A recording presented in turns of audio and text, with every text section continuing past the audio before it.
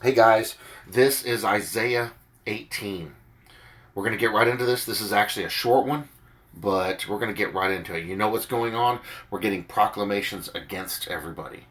We just did Syria and Israel. We did Moab had one. Well, now, oops, it's going to be Ethiopia. And this is in the line. Egypt is coming after that. And Egypt and Ethiopia, this is all stuff talking about end times. We see aspects of it happen in the past when this was given out. But we're still seeing this in times. This is still all stuff that's going to happen in the future. And the more we read it, the more we realize we see all kinds of aspects attaching to the book of Revelation. So you can take this and go read that. It's more detail. I think the book of Isaiah and the book of Revelation go hand in hand. So let's read Isaiah 18, see what he has to say. Proclamation against Ethiopia. And you remember, the Ethiopian eunuch was there at Jesus' time. Isaiah, I think, was just under 1,000 years before Jesus. So Ethiopia this stuff hadn't happened to Ethiopia. They were a very, very rich nation. So it's interesting to look at that and go, well, none of this stuff happened back then. Well, maybe it is for a future time. Yeah, absolutely it is. Woe to the land shadowed with buzzing wings. What have they just been fighting the last 3 years in Ethiopia? The buzzing wings, which is beyond the rivers of Ethiopia. They've had all kind. They're still fighting with those locusts, eating up all the crops. Clearly, this is a future prophecy. It's right now. It's going to keep happening. Verse 2, which sends ambassadors by sea, even in vessels of reed on the waters, saying, go, swift messengers, to a nation tall and smooth of skin, to a people terrible from their beginning onward, a nation powerful and treading down, whose land the rivers divide. All inhabitants of the world and dwellers on the earth, when he lifts up a banner on the mountains, you see it. And when he blows a trumpet, you hear it. Who's he talking about there? Is he talking about Israel? Maybe. Their land is divided by rivers. Verse 4, for so the Lord said to me, I will take my rest, and I will look for my dwelling place, like clear heat in sunshine, like a cloud of dew in the heat of harvest. There's a lot. It's hard to dig into that one a little bit, but I mean, the heat of harvest, to me, that's Revelation, because that's going to be in the tribulation, because a lot of the main harvest is going to happen during that tribulation, the great multitude, two witnesses and stuff like that.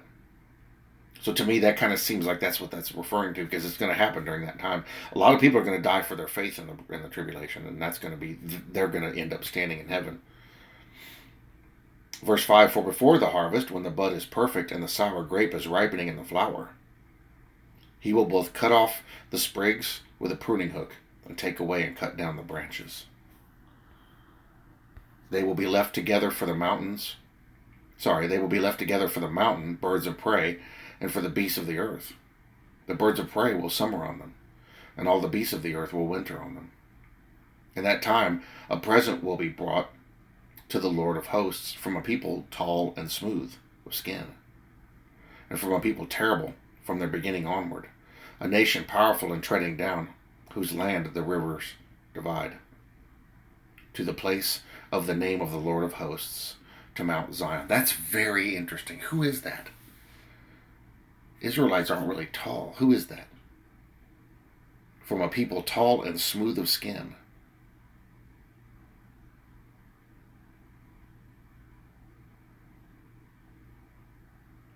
See, in these videos, I can't dig too deep into this, because I need my laptop to do that, and we can look up those references.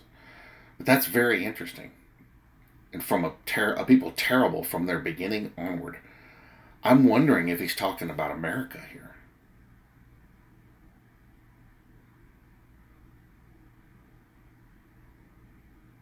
I wonder if he's talking about America. That's interesting to me. That's very interesting. That the core of this is talking about that. Or is he talking about Ethiopia? It could be.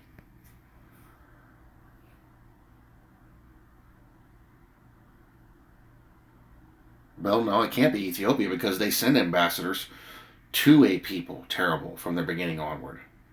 A nation powerful and treading down, whose land the rivers divide. Our land has divided too.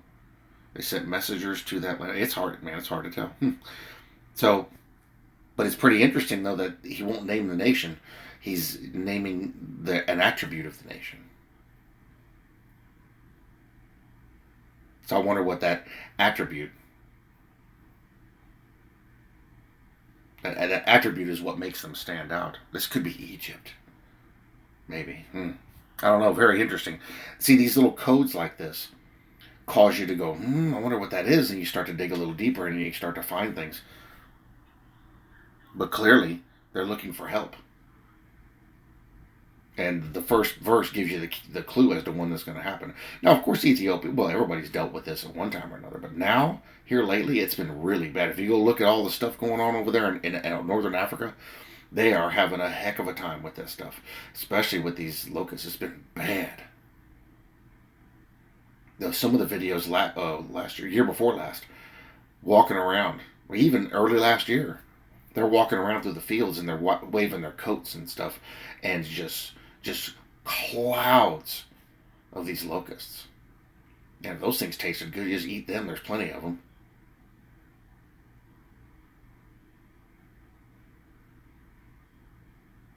Amazing. Absolutely amazing. That we can read that and it's like, oh, okay. I wonder who Ethiopia has messaged recently about their problem. So this definitely seems like this is a future time. And when you go over here and it's a proclamation against Egypt, we know Egypt is going to have problems, and they're already having problems right now. In fact, just glancing at the first three verses, yeah, that's happening. Egyptian against Egyptian. Their country's falling apart over there. Well, guys, that was a very short one. And I know I'm not giving a lot of really in-depth content on here. I'm reading it for what it says and seeing if it reminds me of any other scriptures. The goal is to inspire you to go look deeper, to take a little time in your own time with the Lord, to sit down and look at it and go a little deeper and see what you can find. I don't have my laptop with me, and I have a hard time filming in the other room because all the noises. So I can't sit down and dig any deeper into this because I need that for the referencing tool. But we can still read this and we can find some of these secrets, some of these really cool mentions in here, like that people tall with smooth skin, and a people terrible from their beginning onward. I wonder who that is. A nation powerful and treading down. Maybe I'll look it up later, and if I find something, I'll share it with you guys. All right, guys, that was Isaiah 18. Tomorrow is Isaiah 19. We're going to find out what happens to Egypt. That one's quite a bit longer. Thanks for watching. I'll see you guys in the next one.